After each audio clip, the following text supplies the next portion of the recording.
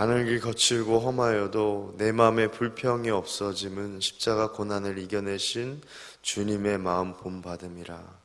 할렐루야. 하나님 아버지, 우리가 주님께서 가신 그 길을 따라가고자 하온데, 하나님, 우리 안에 여전히 고스란히 도사리고 있는 우리 마음의 죄된 본성이 주님의 그 가는 길을 막고자 하고, 또 하나님 아버지 함께 따라가지 못하게 합니다. 주여, 오늘도 이 시간 우리의 정욕과 우리의 죄된 본성은 십자가 앞에 못 박게 하시고, 오직 말씀으로 변화받아 항상 주님의 그 길, 주님께서 가신 그 길 본받아 우리도 갈 수 있도록 하여 주옵소서.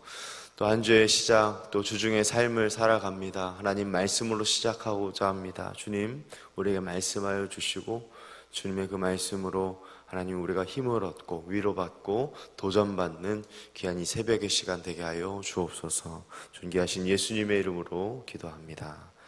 아멘. 함께 보실 말씀 로마서 15장 1절에서 13절까지의 말씀입니다. 로마서 1장 11절에서 13절까지의 말씀, 로마서 15장 1절부터 13절입니다.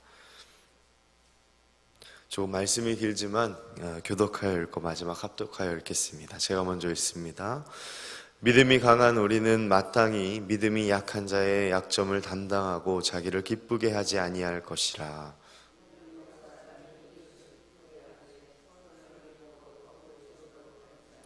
그리스도께서도 자기를 기쁘게 하지 아니하셨나니 기록된 바 주를 비방하는 자들의 비방이 내게 미쳤나이다 함과 같으니라.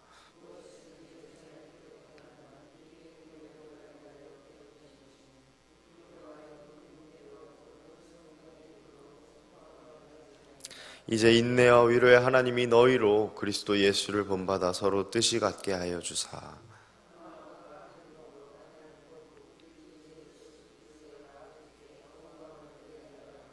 그러므로 그리스도께서 우리를 받아 하나님께 영광을 돌리심과 같이 너희도 서로 받으라.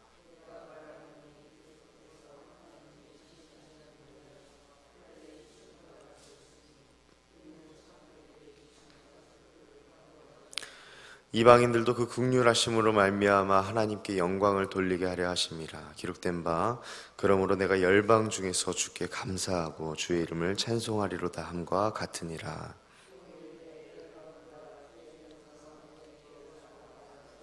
또 모든 열방들아 주를 찬양하며 모든 백성들아 그를 찬송하라 하였으며,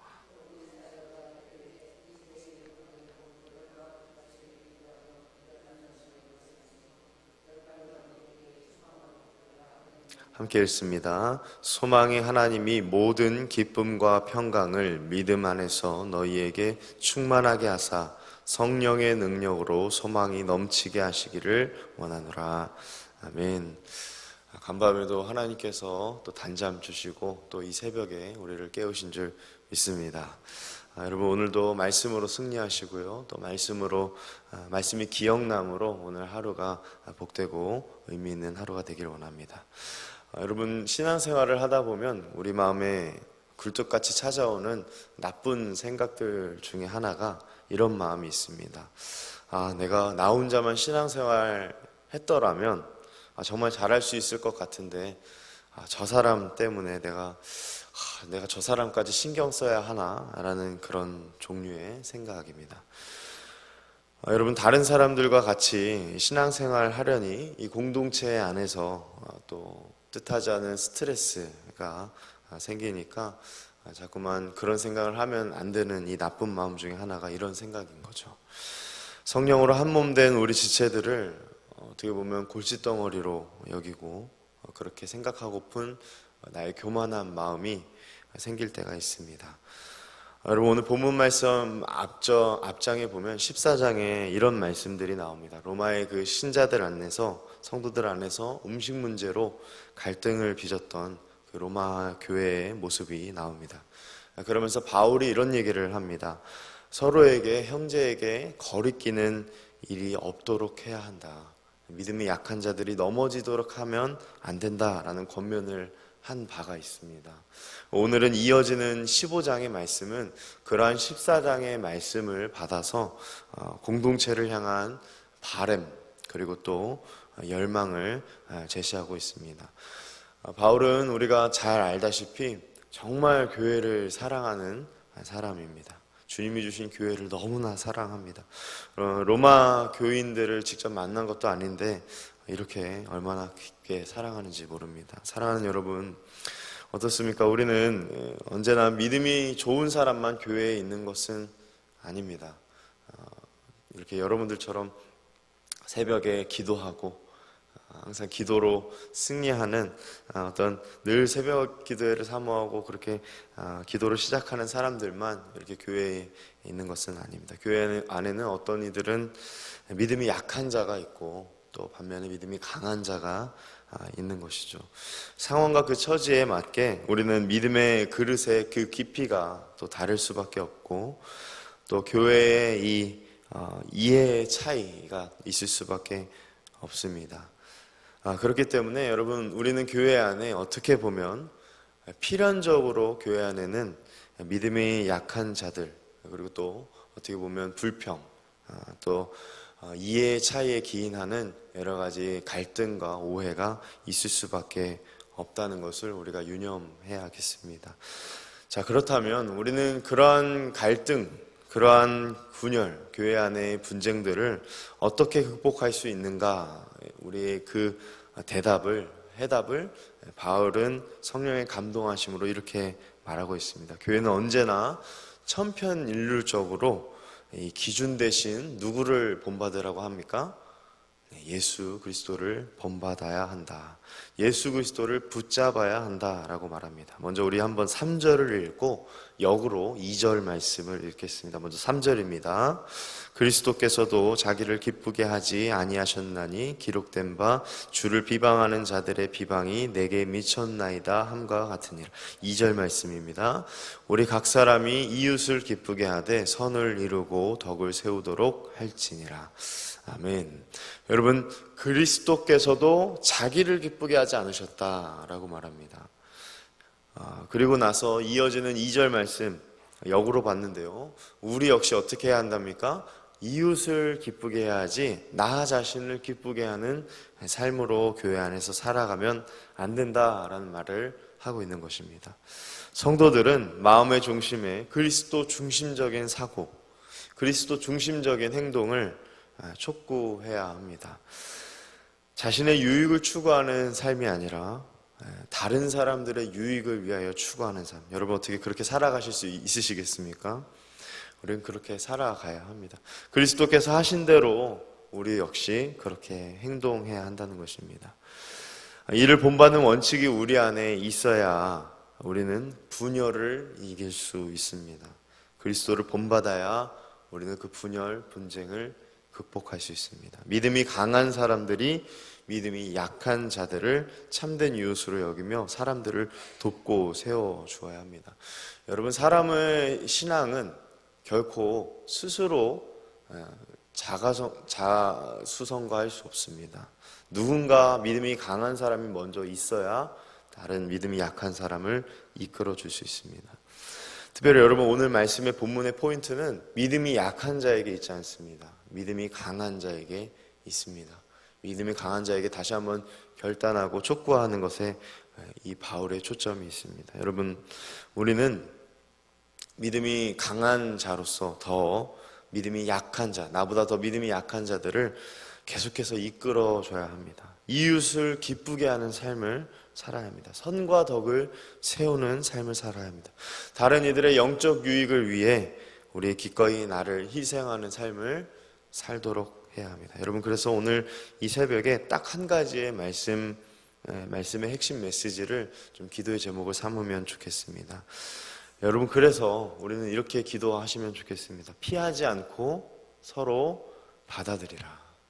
여러분, 피하지 않고 다른 사람들을 피하지 않고 서로 받아들여야 합니다. 여러분, 어떤 일이든지 간에 갈등과 불화에는 분명한 극명한 서로의 입장 차이가 존재할 수밖에 없습니다. 살아온 배경이 다르고 경험한 바가 다르기 때문에 공동체 안에서 부대끼는 일 굉장히 쉽지 않습니다. 그렇지만 연약한 자의 약점을 담당하려면 우리는 부대껴야 합니다. 피하지 말고 서로를 받아들여야 합니다. 5절과 6절 말씀 보면은 이렇게 계속해서 담보합니다. 서로의 뜻이 같아지기를 바란다. 또 한 마음과 한 입으로 하나님을 찬양하기를 바란다.